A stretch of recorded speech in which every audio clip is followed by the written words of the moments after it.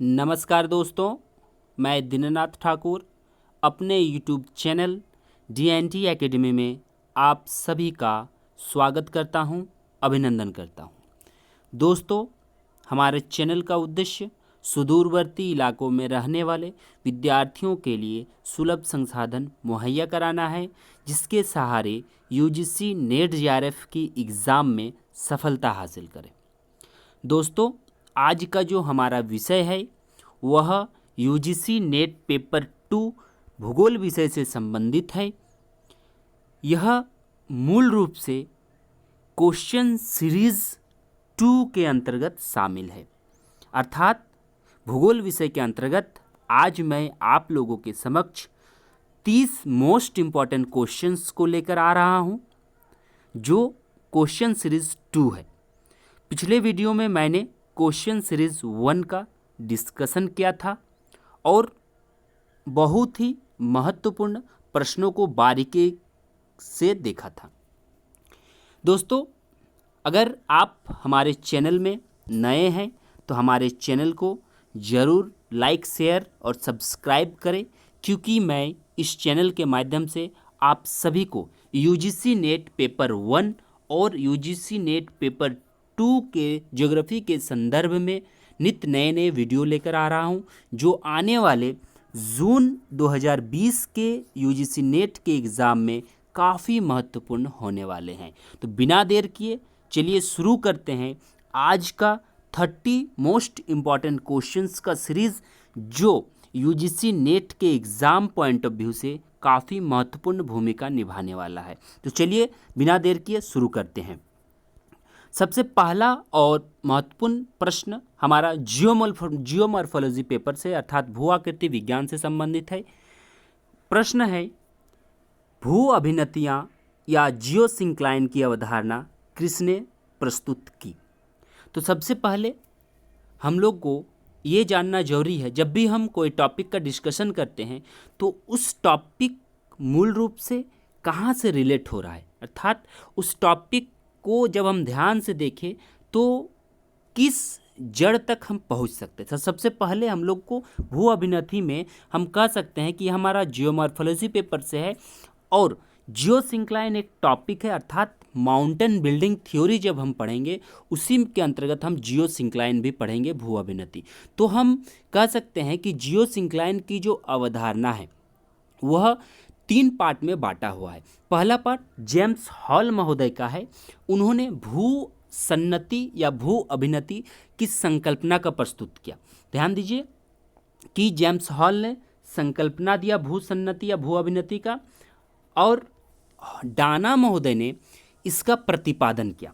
ठीक है, हॉल महोदय ने संकल्पना किया, डाना महोदय ने प्रतिपादन किया। और एक बहुत ही महत्वपूर्ण विद्वान हमारे आ जाते हैं, हाग महोदय। तो इन्होंने इस शब्द के साथ साथ इसका सिद्धांत का रूपरेखा दिया। तो यहाँ पर जेम्स और डाना, हमारा जो जेम्स हॉल और डाना जो है एक साथ दिया हुआ है, अर्थात इसका जो उत्तर होगा जेम्स हॉल और डाना होगा। और हॉग महोदय का यहाँ कोई उत्पन्न अर्थात यहाँ कोई शब्द का उल्लेख नहीं है। तो इसका उत्तर हमारा सही आंसर जो होगा भू अभिनति का जेम्स हॉल और डाना होगा। दूसरा प्रश्न आते हैं हम, बेस लेवल की अवधारणा किसने प्रस्तुत की? तो बेस लेवल शब्द जो हमारा है नदी अपर्दन से संबंधित है, पहली बात। दूसरी बात ये है कि इन्होंने अर्थात बेस लेवल के कॉन्सेप्ट में कहा जाता है कि सरिता अपर्दन का अंतिम सीमा है। तो इसका जो संकल्पना है वो JW पावेल महोदय द्वारा दिया गया है। उन्होंने कहा है, JW पावेल महोदय ने कहा है कि जब कोई नदी युवावस्था में होती है, अर्थात जब वो नदियाँ पहाड़ी क्षेत्रों से गुजरना प्रारंभ करती है, तो अपने आधार तल को काफ़ी गहराइयों तक क्या करती है, गहराई करती है, और अपने आधार तल में काफ़ी अंदर तक वो अपर्दन का कार्य करते हुए आगे बढ़ती है। तो वही आधार तल हमारा बेस लेवल है, जो JW पावेल महोदय ने इसका अवधारणा या संकल्पना दिया है।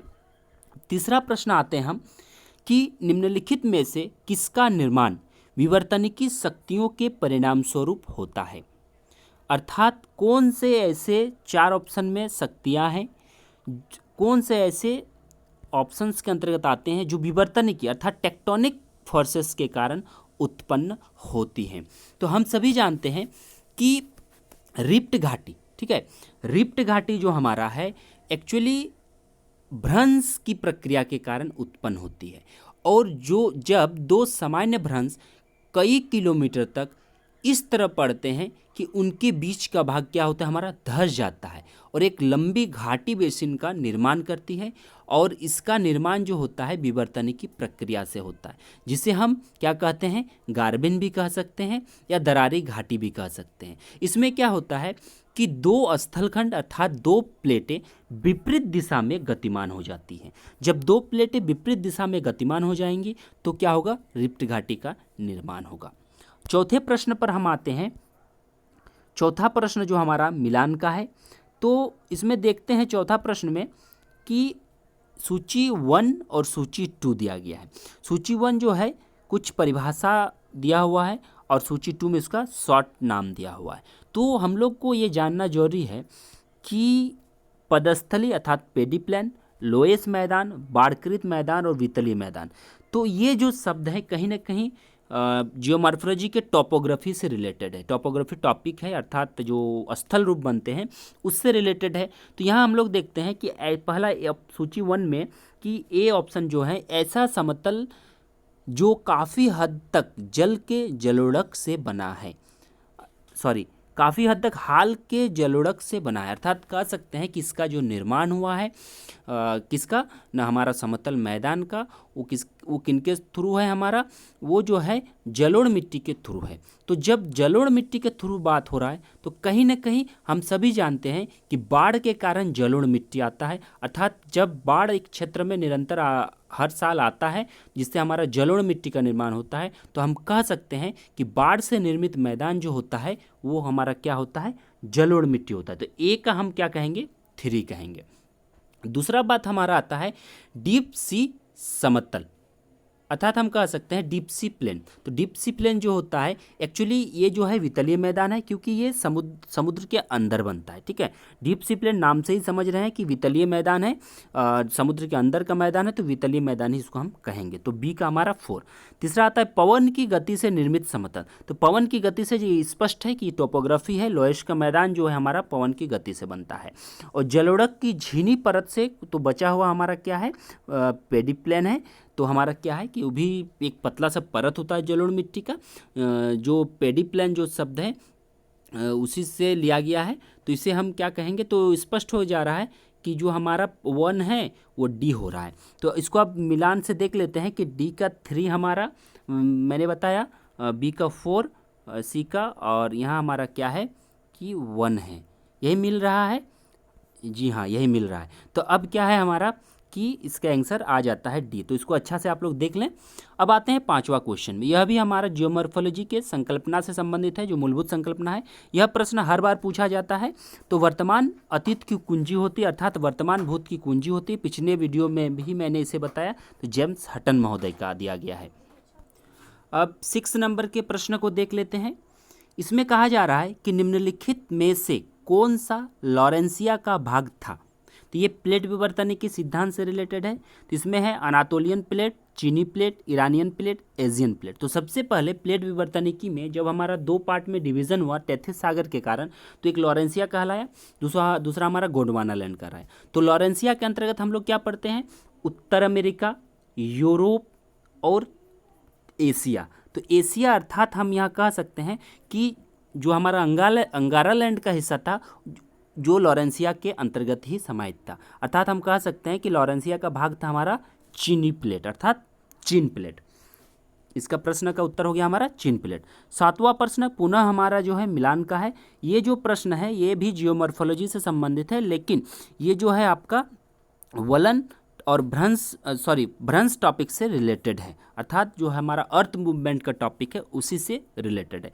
तो सामान्य भ्रंश की जब हम बात करते हैं तो 2 जो हमारा प्लेट कहें या सेलखंड कहें, एक दूसरे के विपरीत दिशा में हमारा खिसका होता है, ठीक है, अर्थात विस्थापन होता है। तो इस हिसाब से अगर हम बात करें तो हम कह सकते हैं कि तो इसमें ए ऑप्शन का हमारा नंबर 1 हो जाएगा, क्योंकि एक दूसरे के विपरीत दिशा में जब जाने का बात होता है तो हमारा सामान्य भ्रंश होता है। इसकी परिभाषा बताती है। उत्क्रम भ्रंश अर्थात उल्टे भ्रंश की अगर हम बात करें तो ये क्या होता है कि दो स्थलखंड एक दूसरे की ओर संचलन होते हैं, अर्थात बी का हमारा ऑप्शन 2। तो ए में हमारा जा रहा है। पार्श्व भ्रंश क्या है कि इसमें क्षैतिज विस्थापन होता है और एक दूसरे के सहारे ये क्या हो जाते हैं कि उल्टे हो जाते हैं। तो एक दूसरे के सहारे पार्श्व भ्रंश उल्टे हो जाते हैं और क्षैतिज विस्थापन होता है। देखिए, कुछ कॉन्सेप्ट को याद करना जरूरी है कि सामान्य भ्रंश में जैसे कि दो प्लेट है, दो स्थलखंड एक दूसरे की विपरीत दिशा में जाते हैं। उत्क्रम भ्रंश को जस्ट उल्टा है कि एक दूसरे की ओर संचलन होते हैं। पार्श्व भ्रंश में क्या होगा कि क्षैतिज जाएगा और उल्टा हो जाता है। और स्टेज भ्रंश की जब हम बात करें तो इसमें क्या होता है कि एक भ्रंश का श्रृंखला जो होता है, लगातार जो भ्रंश बनता है तो ढलान क्रम में होता है। तो ये स्पष्ट जो हमारा है आंसर इसका 7 का ए हो जाएगा। अब 8 में आते हैं कि कगार अर्थात खाई प्रवण कब उत्पन्न होती है। ध्यान दीजिए कि कगार अर्थात खाई प्रवण कब उत्पन्न होती है। तो इस प्रश्न को बहुत अच्छा से मायने देखिए, बहुत इंपॉर्टेंट प्रश्न है आप लोगों के लिए। तो हम सभी जानते हैं कि जब उत्क्रम भ्रंश और प्लेटों के अभिसारी पार्श्व प्रक्रिया से जब भूखंड में अर्थात हमारा जो स्थलखंड है उसमें ऊर्ध्वाधर रूप से खिसकता है तो अच्छा हम कह सकते हैं कि खाई का बात है तो ऊर्ध्वाधर मतलब हम कह सकते हैं लंबवत रूप से जब एक दूसरे के विपरीत में खिसकता है तो हमारा कगार का निर्माण होता है। तो उस हिसाब से अगर हम बात करें तो यहाँ पर क्या होगा कि भूखंड का ऊर्ध्वाधर रूप से खिसकना हमारा क्या कहलाता है, कगार कहलाता है। ठीक है, तो इसका आंसर बी हो जाएगा। एकदम कॉन्सेप्ट को समझना पड़ेगा और उसी कॉन्सेप्ट को पकड़कर अपना पेपर को मजबूत करना पड़ेगा। अगला प्रश्न आते हैं नंबर 9 में कि निम्नलिखित में से नदी हिमानी निक्षेप की पहचान करें। अर्थात कौन सा हमारा जो डिपॉजिट या अर्थात डिपोजिनल प्रोसेस है जो हमारा बनता है। तो हिमानी धोत में नदी हिमानी, ध्यान दीजिए नदी हिमानी कहने का मतलब है कि हमारा ग्लेशियल हिमानी से ही पूछा जा रहा है। तो स्पष्ट हमारा बाढ़कृत होगा नहीं, पेन प्लान होगा नहीं, पेनी प्लान होगा नहीं, तो बच गया हमारा क्या, हिमानी धोत मैदान। तो सबसे पहले जब भी हम ऑब्जेक्टिव बनाते हैं तो छाटने का कोशिश कीजिए कि हम 50-50 में पहले डिवाइडेड करें। अब उस 50-50 के सहारे क्या करना है कि फिर उस जब हमारा 2 बच जाता है तो 2 को पुनः हम कोशिश करते हैं 25-25 के रेशियो से, अर्थात जो हमारा ज़्यादा बलवान होता है अर्थात जो ज़्यादा हमारे लिए इंपॉर्टेंट हो जाता है उसको आंसर करना है। 10 नंबर में आते हैं कि विकसित प्रदेश में कम विकसित प्रदेश की ओर प्रवसन क्या कहलाता है। अर्थात एक विकसित प्रदेश है, एक कम विकसित प्रदेश है, तो जो विकसित प्रदेश से कम विकसित प्रदेश की ओर अर्थात बड़े विकसित प्रदेश से कम विकसित प्रदेश की ओर जब प्रवास होता है तो उससे हम क्या कहते हैं। तो सामान्य तौर पर ये चीज़ जान लीजिए आप लोग कि जनसंख्या का जो प्रवासन होता है मूल रूप से पुश फैक्टर और पुल फैक्टर का काम होता है। ठीक है, ध्यान दीजिएगा, पुल फैक्टर और पुश फैक्टर तो दोनों क्रियाशील होती है और जिसके परिणाम स्वरूप हमारा क्या होता है कि अल्प विकसित क्षेत्र से विकसित क्षेत्र की ओर प्रवर्सन होता है। ठीक है, यानी कि छोटे प्रदेश से हमारा बड़े प्रदेश की ओर प्रवर्सन अर्थात प्रवास होता है। लेकिन कुछ ऐसे कारक भी हैं जो विकसित प्रदेश से कम विकसित प्रदेश की ओर प्रवसन करता है, जैसे कि हम बात कर सकते हैं कि सुरक्षा की भावना, स्वास्थ्य की, जलवायु का जो हमारा कंडीशन जलवायु का बड़े शहरों में ख़राब हो जाता है। अभी जो वर्तमान स्थिति कोविड-19 है तो ज़्यादातर दिल्ली, मुंबई जैसे बड़े शहरों में रहने वाले व्यक्ति क्या कर रहे हैं कि अपने गाँव की ओर प्रवास करने लगे हैं। तो यह भी कहीं ना कहीं, तो इन सभी की अगर हम बात करें तो इन सभी के पीछे हमारा क्या है कि इसका जो अंग्रेजी में अगर बात करें तो प्रिवर्स कहते हैं इसको। ठीक है, अर्थात दुराग्रही प्रवसन, प्रिवर्स माइग्रेशन, तो उसे ही हम क्या कहते हैं। तो अभी करंट कंडीशन इसी के क्वेश्चन के हिसाब से हम पकड़ सकते हैं कि हमारे जो कोविड-19 है तो बड़े बड़े महानगर जैसे महाराष्ट्र में मुंबई, नवी मुंबई, दिल्ली, तमिलनाडु और केरल जैसे राज्यों में क्या है कि स्थिति बहुत ही दयनीय है, इसीलिए उन क्षेत्रों से गाँव की ओर पलायन कर रहे हैं। अब प्रश्न संख्या हम आते हैं 11 में। तो 11 में आते हैं तो यहाँ पर आपका थॉट पेपर से लिया गया है। ध्यान दीजिए कि क्षेत्र सामाजिक रूप से अथवा सांस्कृतिक रूप से निर्मित होता है और यह किसका विचार है। देखिए, क्षेत्र जो हमारा है, एक प्रदेश जो हमारा है, वास्तव में क्या है कि सामाजिक और सांस्कृतिक रूपरेखाओं के तौर पर निर्मित है। तो इसे हम किस कथन के अंतर्गत लेते हैं। इसका जो आंसर होगा वो होगा हमारा उत्तर आधुनिकतावाद। देखिए कुछ इसमें अगर उत्तर आधुनिकता का बात करें तो कहीं ना कहीं एक प्रदेश का निर्माण में उसकी सामाजिक और सांस्कृतिक गतिविधियों का बहुत ही महत्वपूर्ण भूमिका रहता है। और वर्तमान के अगर मानव का ज्ञान और प्रौद्योगिकी का भी बात करें तो इसी उत्तर आधुनिकतावाद ने उसे प्रभावित किया है। उसी का आधार पर एक्चुअली उत्तर आधुनिकतावाद का जो कॉन्सेप्ट है उसी पर आधारित है कि नए नित्य नए प्रयोगों और तकनीकों के आधार पर क्षेत्र का निर्माण करना। अब आते हैं प्रश्न संख्या 12 पर। तो प्रश्न संख्या 12 हमारा क्या बताता है कि उत्तरी गोलार्ध में, ध्यान दीजिए कि उत्तरी गोलार्ध में प्रति दक्षिणवर्ती वायुमंडलीय संचरण क्या कहलाता है। ठीक है, तो प्रश्न कहने का मतलब आपका ये है कि प्रति दक्षिणवर्ती अर्थात हम कह सकते हैं वामवर्त। ठीक है, हम क्या कह सकते हैं, वामवर्त, या फिर यह भी कह सकते हैं कि एंटी क्लॉकवाइज। ध्यान दीजिए, एंटी क्लॉकवाइज। ठीक है, तो जब एंटी क्लॉकवाइज का बात हो रहा है उत्तरी गोलार्ध में तो स्पष्ट हो जाइए कि हमारा चक्रवात से संबंधित है। क्योंकि दक्षिण, देखिए एक शब्द को समझना जरूरी है, प्रति दक्षिण वामवर्त अर्थात वामवर्त कहा, दक्षिणवर्त अर्थात वामवर्त कहा जा रहा है, जो क्या है कि हमारा घड़ी के विपरीत सुई एंटी क्लॉकवाइज है। तो हमारा उत्तरी गोलार्ध में ये क्या है, चक्रवात में ऐसा आता है। जबकि अगर हम प्रति चक्रवात का बात करें तो ये जो एक्चुअली ये एंटी क्लॉकवाइज नहीं होगा, जस्ट इसका घड़ी के सुई के सही दिशा के अनुरूप अर्थात क्लॉकवाइज होगा प्रति चक्रवात में। तो इसका जो सही आंसर होगा वो हमारा बी होगा 12 का। अब आते हैं 13, ये भी हमारा थॉट पेपर से ही रिलेटेड है। द अनस्टेबल अर्थ नामक पुस्तक के लेखक, तो आप लोग पुस्तक के लेखक, उनके द्वारा दिए गए कॉन्सेप्ट्स, इन सभी चीज़ों को बहुत माइन्यूटली याद कर लें। तो द अनस्टेबल अर्थ नामक पुस्तक के लेखक की अगर हम बात करें तो ये जो पुस्तक के लेखक हैं हम सभी जानते हैं और बहुत ही महत्वपूर्ण है, तो कह सकते हैं J.A. स्टीयर्स महोदय जो हमारे हैं द अनस्टेबल अर्थ नामक पुस्तक लिखे हैं। अब आते हैं 14 में, कि निम्नलिखित में से कौन सी भूकंप तरंग सर्वाधिक विनाशकारी है। तो अगर हम भूकंप तरंग की बात करें तो कहीं ना कहीं अगर सबसे जो हमारा क्या है कि पी तरंग है जो तीनों से गुजरती है। ठीक है, एक झटके में ये तुरंत पार हो जाती है तो उतना इफेक्टिव नहीं होती है। पी जो तरंगें हैं तीनों में अर्थात भूपरपट्टी, मेंटल और कोर तीनों में पार होती हैं। और एस तरंग जो हमारा है भूपरपट्टी और मेंटल के अंतर्गत जाती हैं। जबकि एल तरंग जो हमारा है ये सिर्फ धारातलीय तरंग, लव तरंग भी इसे कहते हैं, लॉन्ग वेव भी कहते हैं। लव नामक विद्वान ने खोजा था इसलिए लॉन्ग लव वेव भी कहते हैं। तो ये सबसे धीमी गति से चलती हैं अर्थात 3 किलोमीटर प्रति सेकेंड के हिसाब से चलती हैं, तो ये काफ़ी विनाशकारी होती है। तो इसका आंसर जो होगा आपका एल होगा।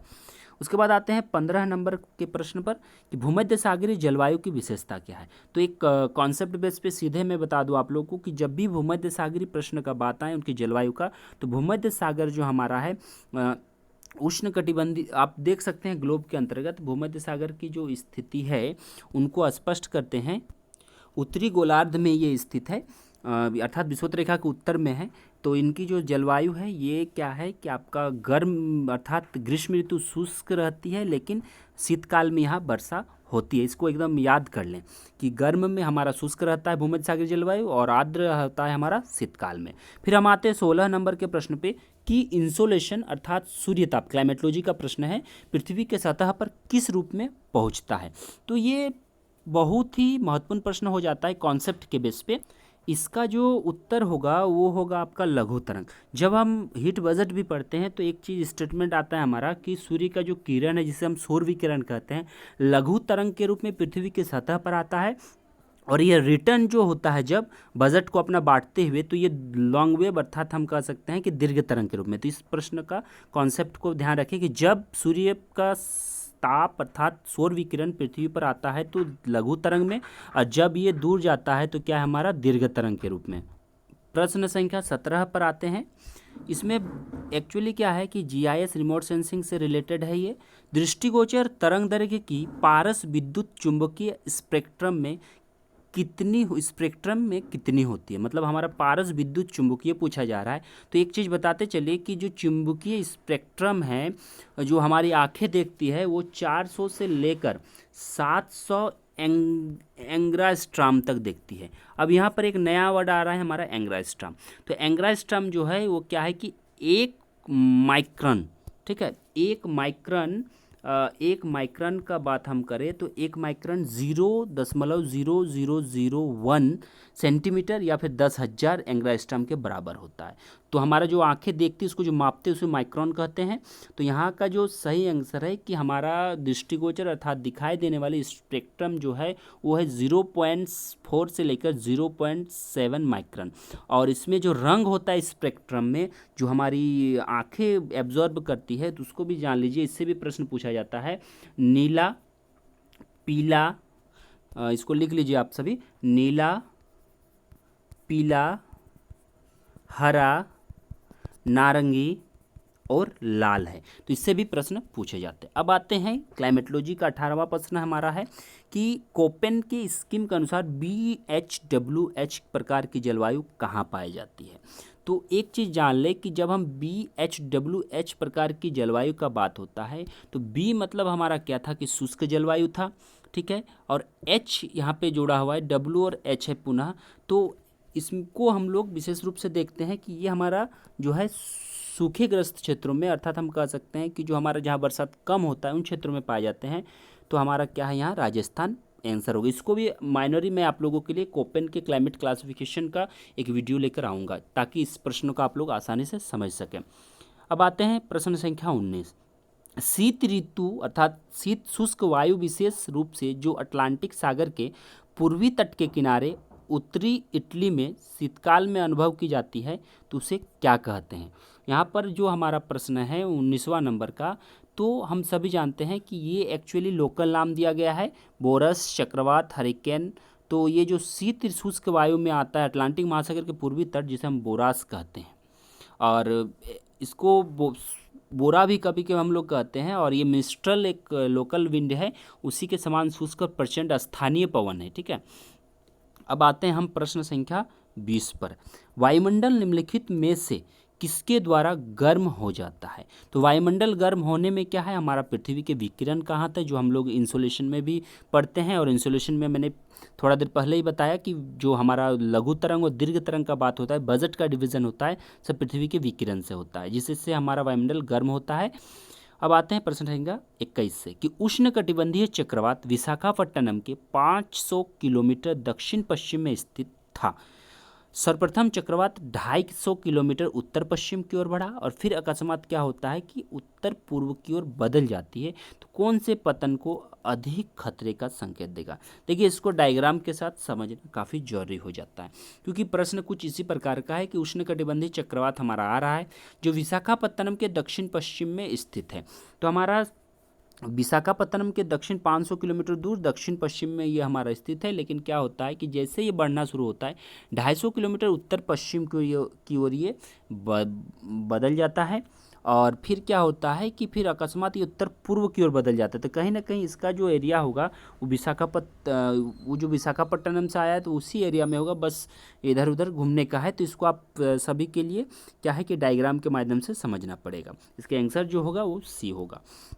अब आते हैं हम प्रश्न संख्या 22 पे कि कौन सा क्षेत्र दक्षिण पश्चिम मानसून के दौरान अधिक वृष्टि नहीं प्राप्त करता है। अर्थात कौन सा ऐसा क्षेत्र है जो दक्षिण पश्चिम मानसून आता है तो हमारा बरसात नहीं करता है। तो आपको बता दूं तमिलनाडु में वर्षा दक्षिण पश्चिम मानसून से नहीं होता है, बल्कि लौटते हुए मानसून अर्थात उत्तर पूर्वी मानसून से हमारा तमिलनाडु तट पर ज़्यादा वर्षा होता है। प्रश्न संख्या 23 का बात करें तो इसमें है कि किस जलवायु में सपाटीकरण उच्चावच को समतल में समानयन करने की प्रक्रिया है। तो यहाँ पर प्रश्न को समझना काफ़ी जरूरी हो जाता है कि किस जलवायु में, हमारे पास 4 प्रकार की जलवायु दिया गया है कि सपाटीकरण उच्चावच को समतल समानयन करने की प्रक्रिया है। तो इसका जो आंसर होगा आप लोगों के समक्ष बी होगा, क्योंकि इसमें क्या है कि उबड़ खाबड़ उच्च पर्वतीय प्रदेश और उच्चावच युक्त ध्रुवीय प्रदेश में जब बर्फ़ की मोटी चादर जमा होने लगती है तो उसको हम समतलीकरण या सपाटीकरण कहते हैं, ठीक है। और विशेषकर ये क्या होता है कि हमारे ध्रुवीय प्रदेश में होगा कि जब उबड़ खाबड़ भूमि हमारा है तो उसमें बर्फ़ का चादर आने लगता है, हिमशिला आने लगता है, तो स्वस्खलन होने लगता है, तो जिससे हमारा सपाटीकरण हो जाए। जैसे कि उदाहरण स्वरूप अगर हम बात करें तो स्विट्ज़रलैंड में अल्पास का मैटरहॉर्न क्षेत्र, और हिमालय की अगर बात करें तो हिमालय के शिवालिक के आसपास हिम द्वारा कुछ समानयन की उदाहरण देखे जा सकते हैं। अब 24 नंबर का प्रश्न है, भारत के उत्तर पश्चिमी भाग पर, ठीक है, भारत के हमारा क्या है कि उत्तर पश्चिमी भाग पर अगर बात करें तो शीतकालीन वृष्टि का मुख्य कारण क्या है। तो शीतकालीन वृष्टि का मुख्य कारण हम सभी जानते हैं पश्चिमी विक्षोभ है, क्योंकि हमारा भूमध्य रेखीय प्रदेश से क्या होता है कि वहाँ से चक्रवात उठता है और उसी हवा का परिणाम स्वरूप हमारा क्या होता है कि भूमध्य सागर से हवा आर्द्रता ग्रहण करके लाती है और भारत का जो उत्तर पश्चिमी हिस्सा है उसको वर्षा करती है। और शीतकालीन जो वर्षा होता है भारत में जब प्रवेश करती है तो उसको हम लोग स्थानीय नाम से मावठ कहते हैं, ठीक है, मावठ, इसको आप लोग ध्यान दें, मावठ कहते हैं। अब आते हैं प्रश्न संख्या हम 25 पर। ये जो प्रश्न है आप लोगों का ये भी क्लाइमेटोलॉजी से है कि एक हमारा एक तरफ ऊंचाई है एक तरफ तापमान है, तो इसमें हमारा क्या दिखाई दे रहा है। तो ये जो है इस रेखाचित्र के माध्यम से तापमान और ऊंचाई को दर्शाया गया है, पहला बात। दूसरी बात है कि सामान्यतः ऊंचाई के साथ हमारा क्या होता है कि तापमान में घटती हुई दर प्राप्त होता है कि 165 मीटर ऊंचाई की अगर हम बढ़े हैं तो 1 डिग्री सेल्सियस ऊपर की ओर टेम्परेचर में हमारा गिरावट आता है। और प्रारंभ में रेखा स्थिति की अगर ऊंचाई की बात करें तो घटते हुए क्रम को प्रदर्शित कर रही है, ठीक है, घटते हुए क्रम को प्रदर्शित कर रही है। तो इसमें हम कह सकते हैं कि इसका तापमान का प्रतिलोपन, ऊपरी सतह पर तापमान का प्रतिलोपन इसमें हो रहा है क्योंकि ऊपर से नीचे की ओर ये बात कर रही है, तो इसका आंसर होगा बी। 26 में कथन कारण है, तो कथन कारण को स्पष्ट तौर पे देख लेते हैं। कथन हमारा है, भारत का पूर्वी तट उष्णकटिबंधीय चक्रवातों से पश्चिम तट की अपेक्षा ज़्यादा प्रभावित होते हैं। भारत का जो पूर्वी तट है वो उष्णकटिबंधीय चक्रवातों से इससे ज़्यादा ये प्रभावित होती है, जो वर्तमान में भी हमारा अम्फान आया है, जो हम सभी ने BBC का देखा पिछले 2 दशक का, कोलकाता का। तो अब आता है कि कारण में कोई उष्णकटिबंधीय चक्रवात सिर्फ बंगाल की खाड़ी में उत्पन्न होती है। तो हम सभी के हिसाब से जरूरी नहीं है कि उष्णकटिबंधीय चक्रवात जो है बंगाल की खाड़ी में उत्पन्न होगा, क्योंकि वो हमारा अरब सागर में भी उत्पन्न हो सकता है। तो इसके हिसाब से तो हमारा सी आंसर होना चाहिए। लेकिन इसको आप थोड़ा सा हम लोग डीपली जानते हैं कि सामान्य रूप से उष्णकटिबंधीय चक्रवात की चलने की दिशा जो होती है पूरब से पश्चिम की ओर होती है और इन चक्रवात को महाद्वीप के पूर्वी तट पर अधिक प्रभावित होने का हमारा संभावना होता है। यही वजह है कि बंगाल की खाड़ी में उत्पन्न होने वाले चक्रवात भारत का पूर्वी तट अधिक प्रभावित होती है, भारत का पूर्वी तट हमारा अधिक प्रभावित होती है और जिससे हमारा क्या है कि कहीं ना कहीं ये हमको इफेक्टिव दिखाई देता है, ठीक है, लेकिन जरूरी नहीं है, इसीलिए ये आंसर जो है आर गलत है हमारा। अब आता है प्रश्न संख्या 27 जो है मिलान का है। इसमें उष्णकटिबंधीय चक्रवात के नाम है और क्षेत्र हैं, हरिकेन, टाइफून, विली विली या टॉर्नेडो या टाइफू। तो हम बता दें कि जो हमारा एक्चुअली इसे लोकल विंड के माध्यम से भी हम समझ सकते हैं क्लाइमेटोलॉजी में, लोकल विंड के चैप्टर में। तो जो हरिकेन है वो हमारा क्या है कि हरिकेन आता है USA में, ठीक है। फिर हम बात करें तो हमारा जो टाइफून है ये आता है आपका जापान में, ठीक है। और विली विली जो है ये ऑस्ट्रेलिया में आता है और टाइफू जो है ये चीन में आता है। 28 नंबर का प्रश्न है कि निम्नलिखित में से कौन सा तापमान प्रवाल भित्ति को जीवित, ये ओशनोग्राफी का है कि एक प्रवाल भित्ति होता है, एक जीव होता है, जुंगसनथलाई नामक जीव होता है, उसको जीवित रहने के लिए कितना डिग्री सेंटीग्रेड हमारा तापमान का होना जरूरी है। तो उसके लिए 20 डिग्री सेंटीग्रेड तापमान का होना जरूरी है। 27 से 30% उनके लिए लवणता का होना जरूरी है। 60 से 70 मीटर की गहराई में वो जीवित रह सकता है और अवसाद मुक्त जल चाहिए उनके लिए और कैल्शियम कार्बोनेट उसमें होता है। अब आते हैं हम 29वां प्रश्न, इसमें भी हमारा क्या है ओशनोग्राफी से, प्रवाल भित्ति, सोल, वितल मैदान, महाद्वीपीय ढाल। तो अब हम देखते हैं कि प्रवाल भित्ति क्या है सबसे पहले। तो प्रवाल भित्ति का अगर हम बात करें तो एक प्रकार का ये क्या है हमारा जैविक निक्षेप है। तो एक प्रकार का जब हम जैविक निक्षेप का बात करें तो ये हो जाएगा हमारा D का 1, ठीक है। फिर दूसरा बात हम आते हैं कि सोल क्या है कि जो समुद्र के अंदर अलग अलग ऊंचाइयों का एक पर्वत श्रेणी के टाइप का होता है, तो जिसे हम क्या कहते हैं सोल कहते हैं। और जो हमारा गहरी समतल सतह है जिसे हम वितलीय मैदान कहते हैं। और फिर हम महाद्वीपीय ढाल जो है एक सेल्फ तट पर खड़ी ढलान होती है। अब लास्ट प्रश्न जो आज का हमारा है, प्रवाल भित्ति से जुड़े अवतलन सिद्धांत सब्सिडेंस थ्योरी किसने दिया। तो ये हमारा जो है सब्सिडेंस थ्योरी जो है डार्विन महोदय द्वारा दिया गया है। उन्होंने अवतलन सिद्धांत को दिया और 1837 में इन्होंने सिद्धांत को दिया था, लेकिन 1842 में फिर इनको क्या किया गया, रूपांतरण किया गया। और इन्होंने कहा है कि जब भी प्रवाल का निर्माण होता है तो एक चबूतरे के सहारे प्रवाल का आविर्भाव होता है, निर्माण होता है। और फिर क्या होता है कि प्रवाल भित्ति स्थलखंड पर अवतलन हो जाता है, एक निश्चित अवस्था 5 स्टेज इसमें बताया गया है, उसी के आधार पर। तो इसका जो उत्तर होगा आपका डार्विन होगा, 30 का सी। तो दोस्तों यदि आप लोगों को किसी प्रकार का भी समस्या हो तो कमेंट पे ज़रूर बताएं। साथ ही साथ हमारे चैनल को सब्सक्राइब करें, लाइक करें, शेयर करें, ताकि आने वाले दिनों में आपके लिए मैं इसी प्रकार के प्रश्नों को लेकर भूगोल विषय से संबंधित आऊँ और आप लोग अपने तैयारी को बनाए रखने में आसानी हो। धन्यवाद।